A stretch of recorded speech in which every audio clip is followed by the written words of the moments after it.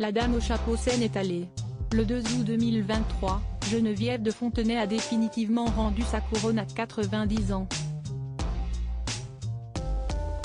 Même si l'ancienne directrice générale était à la retraite depuis plusieurs années, s'y estime une page très importante de l'organisation Miss France qui se tourne en cette triste journée. Le monde des concours de beauté français est en deuil.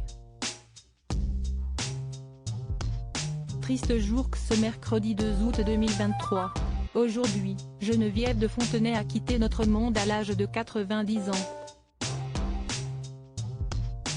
Fatiguée, la célèbre dame au chapeau a rendu son dernier souffle, comme l'a révélé son fils Xavier à TF1 LCI. Pour Sylvie Tellier, toute l'organisation Miss France et toutes les reines de beauté élues à ce jour, l'annonce de son décès a été un choc. Bien que très souvent au cœur d'importantes polémiques, l'ancienne directrice générale du comité était connue et respectée de tous. Notamment célèbre pour sa gouaille et son franc-parler acéré, Geneviève de Fontenay a agacé les foules autant qu'elle les a passionnées.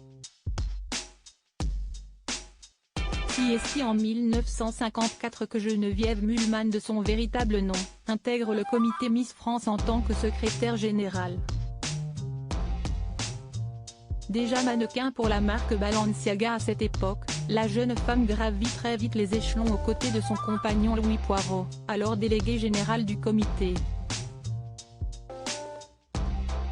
À la mort de ce dernier, survenue en 1981, Geneviève reprend le flambeau. Commence alors l'ère dorée de l'organisation Miss France, telle qu'on la connaît aujourd'hui.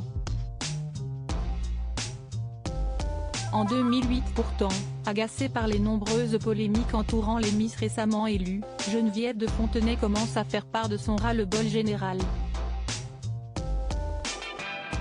2 ans plus tard, en 2010, quelques mois après l'élection de Malika Ménard, elle annonce son départ de la société Miss France et son intention de créer un concours à part. Sous ses encouragements, c'est donc Sylvie Tellier qui récupère le poste. Durant de nombreuses années, Sylvie Tellier et Geneviève de Fontenay vont régulièrement se tirer dans les pattes. Entre polémiques secondaires et piques acérées, les deux femmes ont longtemps été en conflit malgré quelques moments d'accalmie. Aujourd'hui, la dame au chapeau laisse derrière elle son deuxième fils, Xavier Poirot de Fontenay, né en 1961. Le premier, Ludovic Poirot de Fontenay, s'était donné la mort dans son appartement en 1984.